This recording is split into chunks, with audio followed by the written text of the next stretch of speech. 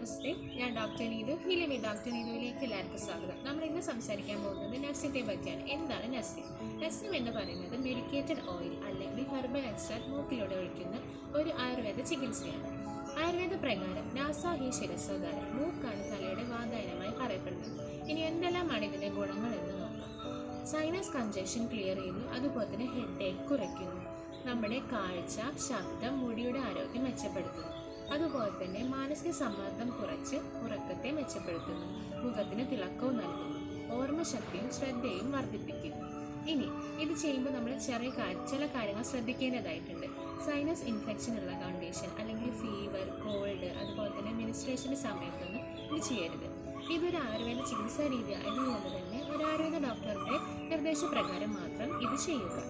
ഇത് ഒരു ചെറിയ ദിനചര്യ ആണെങ്കിലും ഇതിൻ്റെ ഗുണങ്ങൾ വളരെ വലുതാണ്.